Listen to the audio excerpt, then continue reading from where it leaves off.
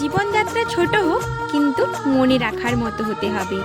রং শ্যামবর্ণ হোক কিন্তু মানুষটা সৎ হতে হবে। গর্ব তো হবেই যে আমার খারাপ সময়েও আমার হাত ছাড়ে না এমন একটা মানুষ আছে আমার কাছে। আমার না চাঁদ পাওয়ার ইচ্ছে আছে না তারা চাই, শুধু একটাই ইচ্ছে আছে, যেন প্রতিটা জন্মে তোমাকেই পাই। বন্ধু তুমি, ভালোবাসাও তুমি, একজন তুমি, হাজার জনও তুমি, রাগ তুমি, ক্ষমাও তুমি, আমার জন্য তুমিই শ্রেষ্ঠ, আমার জীবনযাত্রায় তুমি যথেষ্ট।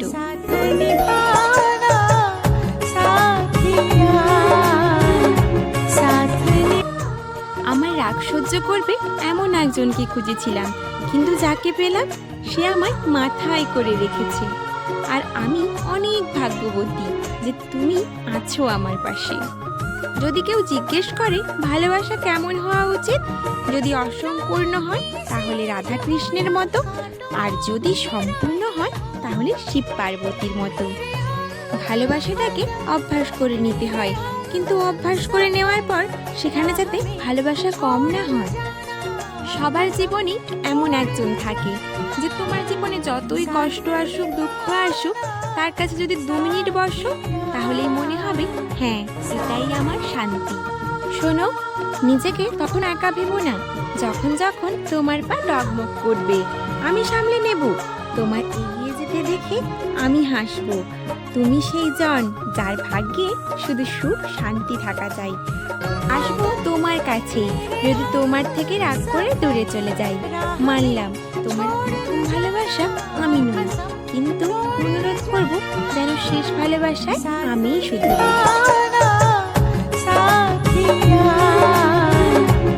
তো নমস্কার আমার প্রিয় বন্ধুরা, কি অবস্থা, কেমন আছো তোমরা সবাই? আশা করছি যে যেখানেই রয়েছো সকলে ভালো আছো এবং সুস্থ আছো। মেদিনীপুরের এই ছোট্ট গ্রাম থেকে আমি মৌ, আমার চ্যানেল অভিনব ক্রিয়েশনে তোমাদের সকলকে জানাই আবারও একবার অনেক অনেক স্বাগত, অনেক অনেক ভালোবাসা। আর তোমরা হয়তো ভাবছো আমি এসব কথা কেন বলছি, কিন্তু এটা সত্যি বাস্তব কথা বন্ধুরা। যদি জীবনে প্রকৃত একটা নিজের পথ চলার সঙ্গী থাকে না, তাহলে জীবনটা একেবারে অন্যরকম হয়ে যায়। একটা ভালো মানুষ চাই তোমার সাথে পথ চলার জন্য। আর হ্যাঁ বন্ধুরা, এখনো পর্যন্ত ভিডিওটাতে যারা আমার সাথে রয়েছে তাদের সকলকে জানাই অনেক অনেক ধন্যবাদ। আর চ্যানেলে যারা নতুন দর্শক বন্ধু রয়েছে তাদেরকে বলবো আমার বন্ধু হয়ে প্লিজ চ্যানেলটা সাবস্ক্রাইব করে দিয়ে আমার পাশে থেকে যাও আর আমাকে একটু সাপোর্ট করতে থাকো। আর পুরো ভিডিওটা না স্কিপ করে সম্পূর্ণ দেখার অনুরোধ রইল তোমাদের সকলের কাছে। আর আজকে জানো তো বন্ধুরা, একটা ভীষণই খুশির দিন। আজ থেকে ঠিক 5 বছর আগে আমার আর বরমশাইয়ের একসাথে পথ চলা শুরু। তো বুঝতেই পারলাম না কিভাবে 5টা বছর আমরা পার করে ফেললাম একসাথে। হ্যাঁ, অনেক হয়তো এর মধ্যে অনেক দুঃখ কষ্ট, অনেক খারাপ সময় গেছে, আর অনেক ভালো কিছু মুহূর্তও আমরা কাটিয়েছি। তো সবশেষে এটাই বলবো, কি বলো তো, দুঃখগুলোকে ভুলে যে ওগুলোকে না মনে রেখে একটু আনন্দ, একটু হাসির যে মুহূর্তগুলোকে সেইগুলোকেই মনে রেখে আরও আমরা যেন সারা জীবন একসাথে চলে যেতে পারি। আর তোমরা এই আশীর্বাদটা আমাদেরকে করো। তো আমাদের বিবাহবার্ষিকীটা না কোনোভাবে কোনো দিনও পালন করা হয়নি, সেইভাবে কোনো দিনও পালন করা হয়নি। বা বরমশাইও হয়তো কোনো সময় বাড়ি থাকে না, ডিউটিতে থাকে, এইভাবে কিন্তু কোনো বছর বিবাহবার্ষিকী পালন করা হয়নি। আর কয়েক বছর তো লকডাউনেই কেটে গেল, প্রথম বছর থেকেই লকডাউন শুরু হয়ে গেল, 2 বছর লকডাউনই চলতে থাকলো। তো লকডাউনে বরমশাইয়ের কাজ ছিল না, তো সেইভাবে আমাদের পালন করা হয়নি। সেইভাবে কোনোভাবেই আমাদের বিবাহবার্ষিকীটা পালন করা হয়নি। ব্যাস আমরা জানতাম যে দুজনে যে আজকে আমাদের বিবাহবার্ষিকী, এটাই জানতাম, কিন্তু তেমনভাবে কোনো সেলিব্রেট বলো কিছুই হয়নি, ঠিক আছে। তো আজকে 5 বছর পূর্ণ হলো, তাই বরমশাই বলছে এখন বরমশাইয়ের কাজটাও রয়েছে, তো বলছে কি তোমাকে নিয়ে আজকে বেরোবো, কিছু কিনে দেব। তো আমি বলছি কি কিনে দেবে, আর কিছুই আমার লাগবে না। তো বলছে সামনেই তো পুজো, আর হচ্ছে আমার জন্মদিনও রয়েছে সামনেই, পুজোর মধ্যেই পড়ে যাবে। তো যার জন্য বলছে সব কিছু একসঙ্গেই একটা তুমি শাড়ি নিয়ে নেবে ভালো দেখে। তো আমার ভালো সিল্কের শাড়িও নেই, তো যার জন্য আজকে বিকেলের দিকে একটু বেরোবো ভাবছি। আর সকাল থেকেই ব্লগটা তোমাদের সঙ্গে শুরু করেছি, তো যদিও তোমাদের ব্লগের কিছু কথাই বলতে পারছি না, তোমরা হয়তো দেখে দেখে বুঝতে পারছো যে কি কাজ বাজ হচ্ছে না হচ্ছে। তো দেখো বন্ধুরা, সকাল থেকে বাসি ঘরটা ঝাড় দিয়ে শঙ্খ বাজিয়ে দিয়ে ছড়া মাদুলি দিয়ে তারপর দেখো এই ল্যাপা মোছার কাজই চলছে। আর এইখানেই তো আমার আধা ঘন্টার বেশি লেগে গেল এই উনুন শালে। আর উনুন শালটা তো জানো আমাদের মানে উনুন শালটা পুরনো, কিন্তু এই বেড়াটা নতুন দেওয়া হয়েছে আর উনুনটাও নতুন কিন্তু পাড়া হয়েছে। উনুনের কোথাও কোথাও মাটি খসে আছে, তো সেইগুলোকে লেপবো। তার আগেই বেড়ার গায়ে যেই খোলা অংশটা রয়েছে ওটাকে না ভালো করে আমি লেপছি কাদা মাটি দিয়ে, মানে একটু মাটি এনেছিলাম ওটাকে আবার জল দিয়ে কাদা করে ওটাকে আবার লেপছি। দেখো এখানে কয়েকদিন ধরেই কিন্তু এইভাবেই এবড়ো খেবড়ো হয়ে পড়েছিল খোলা হয়ে। তো বাবা বলছিল ওদিকটা ছিটে দেবে, তো ছিটার সময় আমি বলছিলাম ছিটে দিয়ে দেবে, তাই আবার নিচটা একসঙ্গেই কিন্তু আমি লেপে দেবো। কিন্তু আর কোথায়, এখন না ছিটে দেওয়ার কাজ হবে না, যা জল বৃষ্টি হচ্ছে এখন কয়দিন। আর না এই কয়দিন ওয়েদারটা ভালো রয়েছে, কিন্তু কি বলতো দেয়া হচ্ছে না আর সময় করে। তো যার জন্য অনেক কাজ থাকছে তো বাড়িতে, তার জন্য কিন্তু হচ্ছে না। তো দেখো আমি কিন্তু আজকে না দেখতে পেরে এখানটায় কিন্তু লেপেই দিলাম। তার কারণ কি বলতো, এখানে রান্না করি বসার ওদিকটা দেখতে কেমন একটা খারাপ খারাপ লাগে, তার জন্য।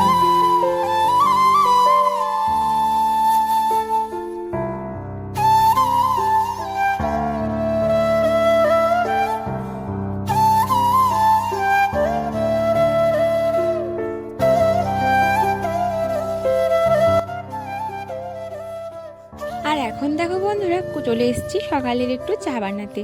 তো চাটা বানিয়ে সবাইকে দিয়ে দেব, তারপরে কিন্তু অনেক কয়টা কাজ রয়েছে। দেখো 2 দিন মতো বৃষ্টি হয়নি, তার জন্য আমি ভাবলাম তো এবারে তো শীত চলেই আসছে, আর শীতের সবজি কিন্তু এখন থেকেই লাগাতে শুরু করে দিতে হবে।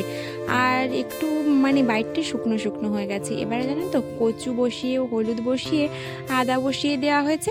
আর না আমাদের কোনো বাড়ি ফাঁকা তেমন একটা নেই, তো যার জন্য কোথায় একটু মানে শাক পাতি লাগাবো সেটাই খুঁজে পাচ্ছিলাম না। ওই শাক পালং, এখন খসলা পালং নোটে শাক, কত কিছু শাক হয় বলো।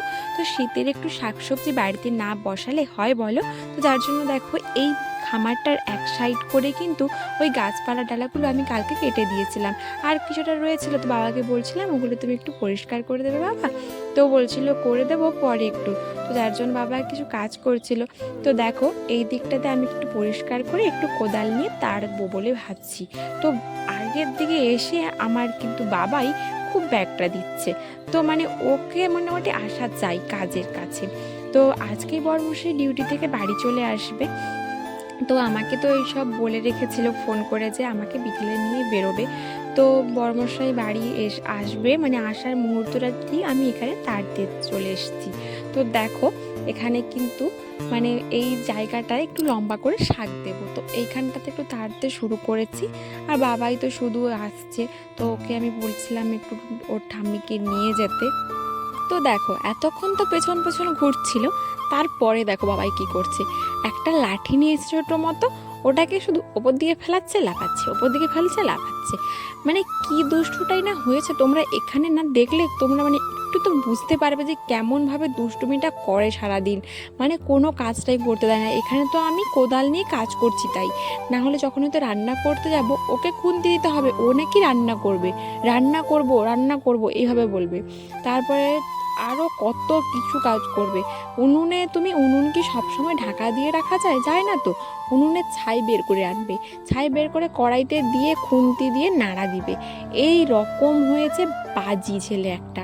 আর কত রকমের কাজ, চা করতে যাবে ও চলে যাবে ওভেনের কাছে, ও গিয়ে খুটুরু খুটুরু করবে, মানে কি যে করবে ওভেনের মানে গ্যাস অন করে দিবে এইরকম করবে। এইটুকু বাচ্চা ছেলে, একেই সামলানো না আমাদের 3-4 জনের মানে পক্ষে এত মানে কষ্টকর হয়ে যায় কি বলবো। মানে সারাদিন অনেক কাজ থাকে, তো যার জন্য একটা মানে একজন যদি কেউ ওকে সারাদিন নিয়ে থাকে না, তার মাথা পুরো পাগল করে দিবে। তো তো দেখো ওইখানে তো বেশিক্ষণ কাজ করতে দিল না, যা দুষ্টুমি করছিল বাবা নিজে দেখে বলল যে আর তোমাকে এখানে তাড়াতাড়ি করতে হবে না কিছু, তুমি যাও, আমি তার তেড়ে রাখবো, তারপরে কি শাকের বীজে না তুমি ফেলবে, তো যাও। দিয়ে বলতে আমি কিন্তু ওকে নিয়ে ওখান থেকে এলাম। তারপর দেখো এখানে ওর ঠাম্মা একটু ধরেছিল ওকে, তারপরে আমি কাজ করতে বসেছি। আমি যেই টেলার মেশিনের কাজগুলো করি ওটাতে কিছু কাজই বাকি ছিল সেইগুলো করছিলাম। তো দেখো তারপরে এখানেও তিনি এসছেন আমাকে সাহায্য করতে কাজে। তো দেখো কি করছে, এটা নিয়ে নিচ্ছে তো ওটা নিয়ে নিচ্ছে, ওই যে কাজের বড় কাঁচি রয়েছে ওগুলোকে টেনে টেনে নিয়ে নিচ্ছে। তো কত রকমের যে কাজ উনি জানেন, কোনো কাজটা জানেন না আমার বাবাই শোনা, তো এমন কিন্তু হতেই পারে না। দেখো আর দেখো বন্ধুরা, তোমাদের সঙ্গে গল্প করতে করতে আমি ভুলেই গেছি যে দেখো ভিডিওটা কত বড় হয়ে যাচ্ছে। আর তোমাদেরকে বিকেলের সঙ্গে বেরোনোটা শেয়ার করবো বলেছিলাম, যার জন্য দেখো আমি আর মাঝখানের কোনো কাজকর্ম দেখালাম না, দেখাতে গেলে না ভিডিওটা অনেকটাই বড় হয়ে যাবে। দেখো আমি কিন্তু এখন রেডি হয়ে পড়েছি একেবারে বিকেলে এসে। তো রেডি হয়ে পড়েছে, একটা সিম্পল শাড়ি পরে নিয়েছি, যেভাবে আমি বেরোই সেভাবে বেরিয়ে পড়েছে, আর বর্মশাই রেডি হয়ে গেছে। তো দেখো এখন আমরা পৌঁছেও গেছি শাড়ির দোকানে। তো আমাদের এখান থেকে প্রায় 2.5 কিলোমিটার দূরে শাড়ি দোকানে গেছিলাম। তো আমাদের এখানেও শাড়ির দোকান রয়েছে, কিন্তু কি বলতো এখানে হয়তো মানে অনেক শাড়ি পাওয়া যাবে না, ধরো যেভাবে শাড়ি খুঁজবো সেভাবে পাওয়া যাবে না, আর বাজেটের মধ্যেও পাওয়া যাবে না, যেই বাজেটে পড়বে সেই বাজেটের মধ্যেই নিতে হবে। তো বড় দোকানে গেলে কি হয়, তুমি যেই বাজেটের শাড়ি খুঁজবে তো সেই বাজেটের শাড়ি পেয়ে যাবে। তো দেখো এখন আমি শাড়ি দেখছি, তো এই পার্পেল কালারের আর এই ডিপ গ্রিনটা দুটো আমি বেছেছিলাম, কিন্তু দেখো আমার শেষে কিন্তু এই ডিপ গ্রিনটাই নিলাম। আর হচ্ছে দোকানদার তোমার দাদা ভাইয়ের মানে বর্মশাইয়ের কিন্তু এই ডিপ গ্রিনটাই পছন্দ হলো, আর আমারও শুধু, তো তার জন্য এইটাই নিলাম। আর দেখো এটার দাম কত নিয়েছে তোমরা একটু গেস করে কিন্তু কমেন্টে বলো। আর জানো তো বন্ধুরা, এই প্রথম তোমাদের দাদাভাই আমাকে অ্যানিভার্সারিতে কোনো গিফট কিনে দিল। সে মানে পুজোতেই পড়ি আর যেখানেই পড়ি না কেন, কিন্তু আমার ভীষণ আনন্দ লাগছিল। আর মায়ের জন্য একটা শাড়ি নিলাম, জানো তো যেহেতু পুজো রয়েছে, কারোর জন্য পারি না পারি, তো মায়ের জন্য তো একটা শাড়ি নিতেই হয়। মায়ের শাড়িটা তোমাদেরকে পরে একদিন দেখাবো, সেটা একটা লং ভিডিও আসবে তোমাদের জন্য। তো তারপরে দেখো একটু ফুলের দোকানে গেলাম, তো ফুচকা একটু তার আগে খেয়ে নিলাম, একটু ফুচকা খেলাম। আর এখানে না বাজারটা ভীষণ বড়, আর ওই 3তলা বাড়িটা তোমাদেরকে দেখালাম যে ওই 3তলাটা পুরো কিন্তু শাড়ি, ছেলেদের জামা কাপড় পোশাক সব কিন্তু রয়েছে, ওটা মডার্ন বস্ত্রালয় আমাদের এখানে দর্শকগ্রামের পাশে। তো জানো তো মানে ওখানে সব রকমের কালেকশন পাওয়া যায়। তারপর একটু ফুলের দোকানে গেলাম, আর জানো তো আমার ভাগ্যে মনে হচ্ছে ভালোভাবে ফুলটাই নেই, জানো তো আমার বিয়ের সময় ভালো করে ফুল পাইনি, মানে বিয়ে যখন দেয়া হয় আর তখন কিন্তু ভালো ফুল পাওয়া যায়নি।